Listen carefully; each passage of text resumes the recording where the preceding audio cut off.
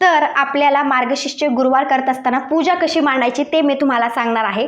तर सगळ्यात महत्त्वाची गोष्ट, चौरंग घ्यायचा आहे, त्याच्या खाली आपल्याला स्वास्तिक रांगोळीने काढून घ्यायचं आहे, त्याच्यावर हळदी कुंकू अर्पण करायचं आहे, नंतर चौरंग ठेवायचा आहे, त्याच्यावर लाल रंगाचं वस्त्र आपल्याला टाकायचं आहे, एक लक्ष्मीचा फोटो अशा पद्धतीचा घेऊ शकता किंवा तुम्ही मूर्ती ठेवलात तरी चालेल। तर चौरंगावर ह्याच्या खाली तांदूळ घ्यायचे, फोटोच्या खाली, आणि फोटो त्याच्यावर ठेवायचा आणि फोटो ठेवून द्यायचा आहे। तुमच्याकडे फोटो नसेल तर तुम्ही त्या ठिकाणी मूर्ती घेतलात लक्ष्मीचे तरी चालेल। नंतर आपल्याकडे श्री महालक्ष्मी महात्म्य व्रतकथा पूजाविधी म्हणजे ह्याच्यामध्ये कथा दिलेली आहे, पूजा यामधील कथा वाचल्यावरच पूर्ण होणार, यासाठी हे पुस्तक लागणार आहे। तर हे पुस्तक सुद्धा आपल्याला मार्गशीर्षच्या गुरुवारी, पहिल्या गुरुवारी लागणार आहे, हे पुस्तक पण तुमच्याकडे असलं पाहिजे।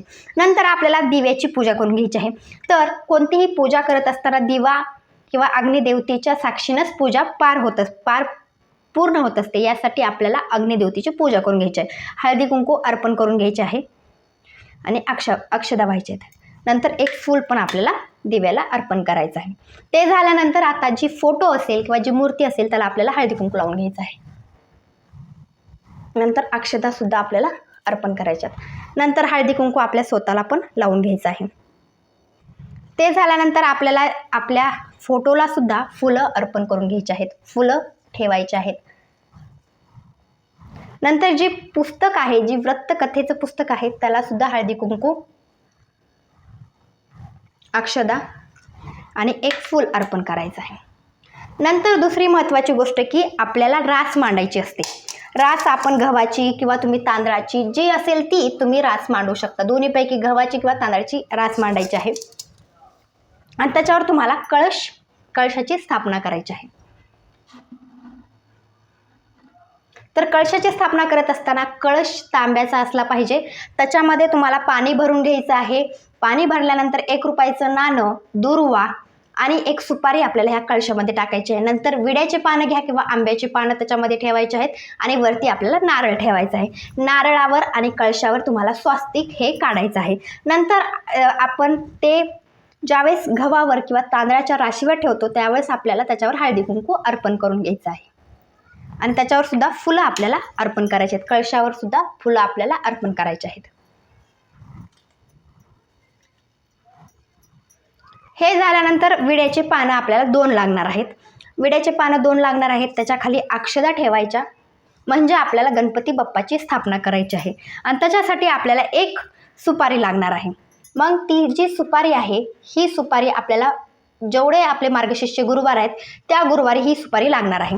तर ही जी सुपारी आहे त्याच्यावर पाण्याने अभिषेक घालायचा आहे। ओम गण गणपती नमः, ओम गण गणपती नमः असं म्हणत आपल्याला त्या सुपारीचा अभिषेक घालायचा आहे, म्हणजे ती गणपतीची सुपारी आहे।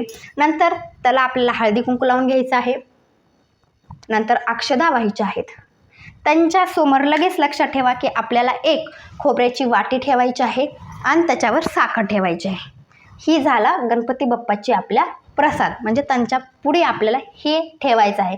तुम्ही खोबरं गूळ ठेवू शकता किंवा खोबरं साखर ठेवला तरी चालेल। नंतर आपल्या गणपती बाप्पावर त्या सुपारीवर दुर्वा अर्पण करायचे आहेत आणि एक फूल सुद्धा अर्पण करायचं आहे।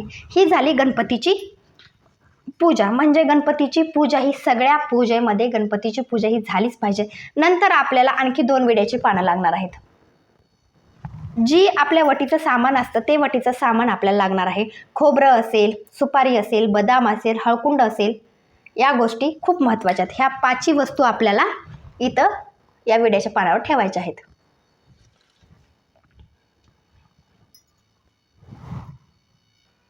हे झाल्यानंतर इथं 1 रुपयाचं नाणं पण आपल्याला ठेवायचं आहे आणि त्याच्यावर पण हळदी कुंकू अर्पण करून घ्यायचं आहे।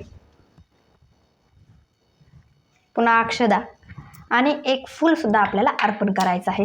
ते झाल्यानंतर तुमच्याकडे जर गजलक्ष्मी जर असेल तर दोन्ही साईडला गजलक्ष्मी ठेवायची आहे, त्याची सुद्धा पूजा करून घ्यायची आहे। त्याला सुद्धा हळदी कुंकू लावून घ्यायचं आहे, अक्षदा, एक फूल अर्पण करायचं आहे। नंतर दुसरी जी गजलक्ष्मी आहे त्याची पण पूजा करून घ्यायची आहे, अक्षदा आणि एक फूल अर्पण करायचं आहे। ते झाल्यानंतर तुमच्याकडे श्रीयंत्र जर असेल तर श्रीयंत्र सुद्धा आपल्याला इथं जी लक्ष्मीचा फोटो आहे तिच्यासमोर ठेवायचा, त्याच्याखाली अक्षदा ठेवायच्या, नंतर श्रीयंत्र ठेवायचं आहे. तुमच्याकडं शंख असेल तर तुम्ही शंखसुद्धा पूजेमध्ये ठेवू शकता. लक्षात ठेवा, तुमच्याकडं ज्या लक्ष्मीसाठी किंवा तुम्ही प्रत्येक वेळी ज्या गोष्टी पूजेमध्ये ठेवता तेवढ्या गोष्टी तुम्हाला ठेवायच्या. त्या ठिकाणी पाण्याचा छोटासा तांब्यासुद्धा त्या ठिकाणी ठेवायचा आहे. नंतर फळं ठेवायचे आहेत. केळी ठेवा, शेप ठेवा, जे असेल ते फळं तुम्हाला ठेवायचे आहेत किंवा तुम्ही ड्रायफ्रूट्स ठेवलात तरी चालेल. आणि घंटीसुद्धा तुम्हाला ठेवायची आहे. अशा पद्धतीने आपल्याला अशी पूजा मांडणी करायची आहे. साईडला लगे रांगोळी काढून घ्यायची आहे. नंतर जशी जमेल तशी रांगोळी काढायची आहे. उदबत्ती लावायची आहे. एवढ्या गोष्टी खूप महत्त्वाच्या आहेत पूजेमध्ये. दिवा आणि उदबत्तीसुद्धा आपल्या पूजेमध्ये असलीच पाहिजे, लक्षात ठेवा.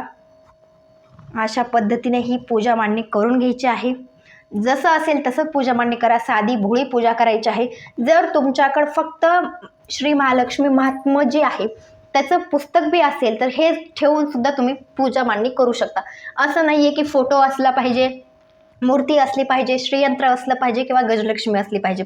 हे जी पुस्तक आहे हे पुस्तक ठेवून आपण ह्या लक्ष्मीची पूजा करून आपण पूजा करू शकता किंवा तुम्ही लक्ष्मीची एक सुपारी म्हणून सुपारी मांडून सुद्धा पूजा मांडणी करू शकता.